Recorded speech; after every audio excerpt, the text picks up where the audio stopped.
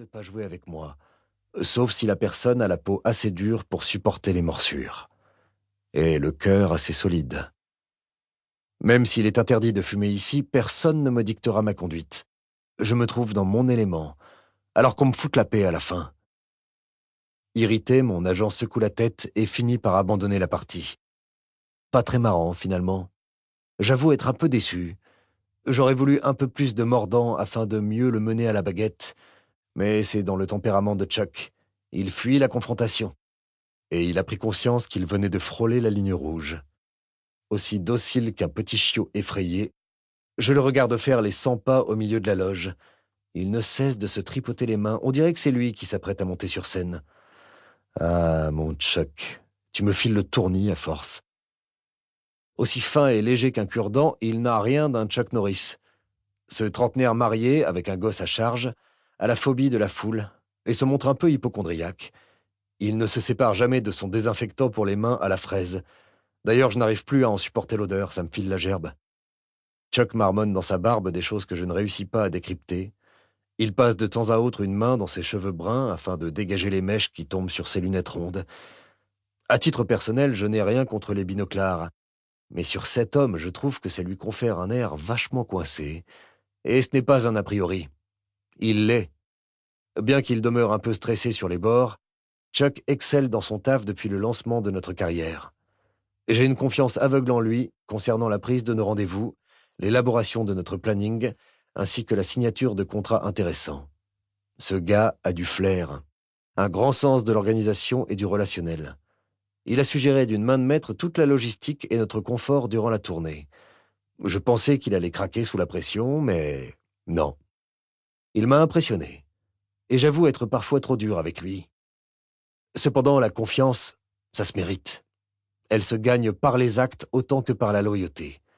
Et je l'accorde rarement, car donner sa confiance à tout va, ça signifie baisser sa garde et augmenter le risque de se faire baiser bien profondément. Depuis la salle de concert, la foule se met à crier le nom du groupe à l'unisson. Chainless! Chainless! Des frissons parcourent mon échine à chaque fois que je les écoute se déchaîner de cette manière. Cette sensation unique avant chaque concert me fait vibrer. Elle chasse les emmerdes qui me collent à la peau et m'extirpe de mes idées noires. Le problème, c'est que tout ça n'est qu'éphémère. Je m'évade, je suis en transe, sauf que la descente se révèle toujours violente. C'est douloureux au point de me fissurer. Je hais le retour à la réalité. Une main se pose sur mon épaule et me sort de ma léthargie. Je redresse la tête et croise le regard bleu perçant de Yann. Renverser une bière, c'est péché. Tu le sais, non? Dans ce cas, que Dieu m'épargne son terrible courroux. L'homme d'1,90 m esquisse un sourire en coin qu'il tente malgré tout de retenir. Il ajuste sa casquette bleue et orange des New York Knicks sur ses cheveux noirs rasés très courts et me répond « Je sais pas trop, juste avant notre dernier show... T'as foiré, mon gars. Ça va nous porter malheur. » C'était juste une Heineken qui avait un goût de pisse. J'ai rendu service. Il éclate d'un rire tonitruant qui fait sursauter Chuck. La minute d'après, il tapote mon épaule et me lâche avec ironie. « T'as raison. Mais si ça avait été une Corona, je t'aurais pété les dents en plein milieu de notre prestation. On respecte les latinos. » Yann est l'une des rares personnes à avoir assez de couilles pour me rentrer dedans. Je suis des yeux le batteur des Chainless qui vient de récupérer ses baguettes. D'une dextérité impressionnante, il les fait tournoyer entre ses doigts. Je considère ce type comme le plus taré du groupe. C'est une vraie pile électrique. Il en devient parfois épuisant, car il déballe des conneries aussi vite que son ombre. Paradoxalement, c'est ce qui le rend attachant. On peut toujours compter sur lui afin de mettre l'ambiance à nos soirées, vu qu'il est constamment chaud pour faire la fête. Surtout s'il y a de la Corona et de la musique latino. Avec ses écarteurs au lobe, ses tatouages des pieds jusqu'au cou ainsi que ses piercings au visage, il affiche un look excentrique que j'adore. À côté de lui se trouve son petit frère, Matt Miller, le bassiste. Une version modérée de Yann, même si parfois il se montre beaucoup plus barge que son frangin. Comme à l'accoutumée, le musicien serre autour de ses doigts son chapelet en priant, les yeux fermés. C'est son rituel avant de monter sur scène. Je peux à peine voir son visage à cause de ses cheveux noirs emmêlés dans tous les sens. Je m'étire de tout mon long sur le sofa Et mon attention dévie vers le dernier membre des Chainless, pour le moment en train d'accorder sa nouvelle Gibson aussi rutilante qu'une Ferrari rouge.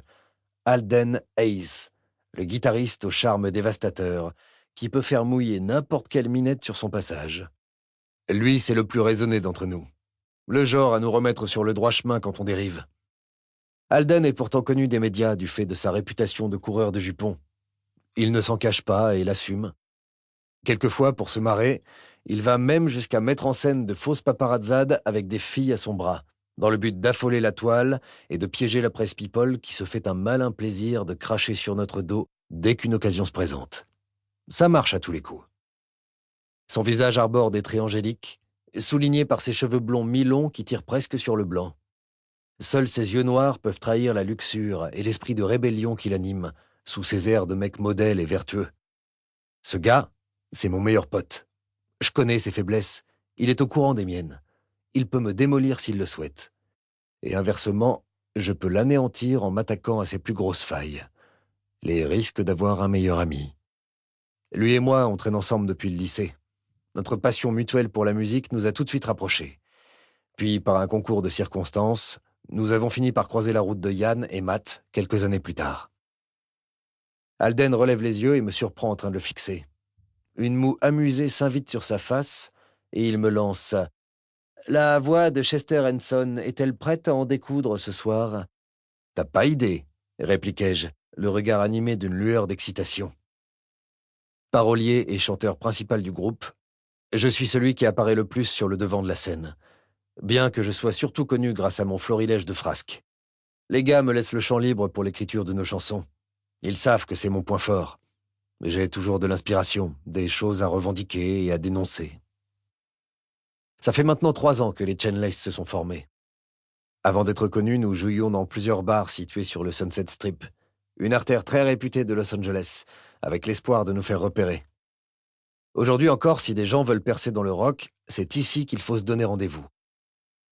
Ce boulevard du quartier de West Hollywood a vu défiler les premiers concerts de certains groupes légendaires, comme Guns N' Roses, Poison, Twisted et bien d'autres. Après nous être armés de patience et de bonne volonté, nous avons fini par taper dans l'œil d'une maison de disques. Un premier album est sorti dans les bacs l'année dernière, et à la surprise générale, ça a été un franc succès. Désormais, nous voilà propulsés dans la cour des grands, et notre première tournée aux États-Unis s'achève ce soir. Nous nous apprêtons à poser le point final de cette aventure de dingue au Microsoft Theater, dans le centre de Los Angeles. Jouer sur l'une des plus grandes scènes intérieures du pays représente sans doute la chose la plus gratifiante qui me soit arrivée depuis mon premier souffle, sans parler du fait qu'il s'agit de la ville qui a marqué nos débuts. C'est assez symbolique pour nous. Quelqu'un toque à la porte et tout le monde relève la tête en même temps. Une femme débarque dans la loge afin de nous donner le feu vert. Matt, Yann et Alden se dirigent vers la sortie. Pour ma part, j'écrase furtivement le mégot sur le cuir du canapé avant de me lever. Je m'approche du miroir au contour éclairé et inspecte une dernière fois mon reflet. Ma main munie de chevalière se faufile à travers mes boucles brunes épaisses. J'ajuste une dernière fois mon slim noir déchiré et balaie les quelques traces de cendre froide sur mon large t-shirt blanc, tout en épiant à travers la glace la femme qui débarrasse nos plateaux repas. Je la mate sans vergogne, et à la seconde où cette dernière capte mon regard, elle détourne les yeux comme une voleure prise sur le fait. Elle porte une petite robe noire assez chic qui laisse entrevoir ses superbes jambes. Ses cheveux blonds coiffés en un chignon élégant me font penser à ceux d'une hôtesse de l'air. Je me retourne et m'approche d'elle. La femme devient nerveuse. Pourtant, elle n'a pas à l'être car tout se passera comme prévu. N'oublie pas notre petit accord, lui soufflai-je à l'oreille. Ses joues s'empourprent et elle hoche la tête. Je glisse mes lèvres le long de son cou pour déposer un baiser sur sa chair sensible, là où je sens son pouls erratique. Son souffle s'accélère. Je suis à 2 doigts de lui demander de me sucer sur ce putain de canapé que je ne peux plus voir en peinture. Cependant, malgré ma queue qui s'échauffe, je calme mes ardeurs et sors de la loge, les mains au fond des poches. D'un pas déterminé, je rejoins les gars dans ce corridor qui donne directement accès aux coulisses de la grande scène. Je fais le vide dans ma tête, tandis que le brouhaha qui provient de la fosse résonne de plus en plus fort à mesure que nous approchons. L'adrénaline coule à flot dans chacune de mes veines.